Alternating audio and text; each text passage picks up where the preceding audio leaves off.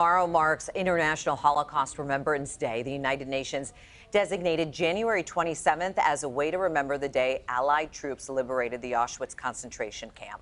For more on the history of the Holocaust and Remembrance Day, we're joined by Howard Lupovich, a professor in Jewish history at Wayne State University. Thanks for joining us this morning, Professor. Let's start with how the Jewish community commemorates the Holocaust Remembrance Day and how it's commemorated around the world. It's a great question. I mean, and it's a pretty straightforward question. This is a day of solemnity. This is a day of memory. It's several generations ago, but for many Jews, this is an important part of family history.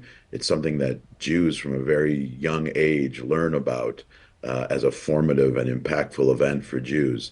And so here in our own community and around the world, you just have these solemn ceremonies and remembrances. And one of the things that's a big part of that is not only remembering the event generally, but also remembering specific names of people who perished, who were murdered during the Holocaust. And you know, at this point, how do you think our understanding overall and our perception of the Holocaust has really evolved over the years? Well, I think there's much wider knowledge of the Holocaust. You know, and I grew up here in the 70s, and friends who I had who weren't Jewish barely knew what it was at all. So I think in the last 20 or 30 years, I think the American Jewish community in particular has done a very good job of educating the rest of the country about what the Holocaust was and its impact, you know, and its devastating impact on Jews. So there are still people who don't know, and there are still people who are resisting knowing. I think the biggest change in our perception of the Holocaust is until a certain point, we were dealing with Holocaust denial, where people were pretending that it didn't happen. Now we're dealing with a new phenomenon called Holocaust inversion, where there are people who will take the Holocaust, the evils of the Holocaust, and they'll apply it to somebody else. They'll turn it around. So, for example, there's an odd coincidence where the International Court of Justice is voting today as to whether to accuse the state of Israel of genocide. The irony of that is so powerful, but that's an example of Holocaust inversion. I mean, many Jews in the state of Israel were victims of the Holocaust. It is a collective victimhood that Jewish people experienced, and now it's being inverted as an accusation against a Jewish state.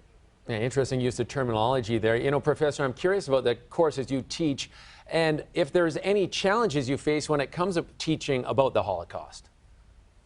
Well, actually, it's this semester I am teaching a course called Anti-Semitism and the Holocaust, and the pushback doesn't come about the Holocaust anymore. It comes about the broader issues of anti-Semitism these days, particularly the relationship between anti-Zionism and anti-Semitism is where I get most of the pushback. Yeah, and you mentioned kind of bridging that relationship. In what ways do you think commemorations can actually contribute to bringing people together, people of different cultures and different religions?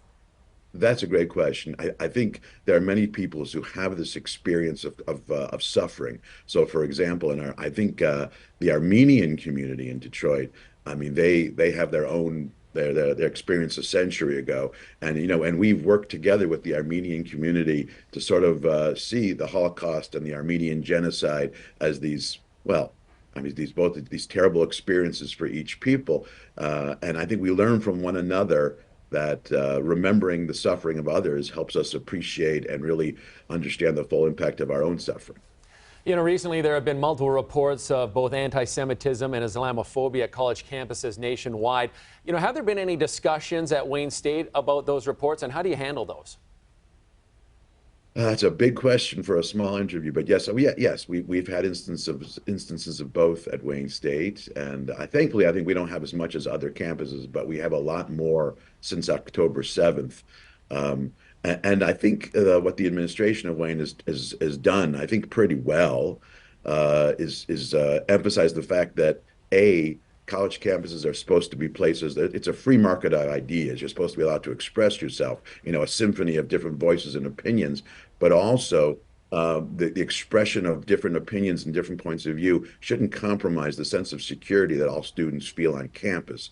And so the problem on campus, both with respect to anti-Semitism and Islamophobia, hasn't been with people expressing one view or another, but expressing them in a way which spills over into other students feeling threatened and sometimes being threatened.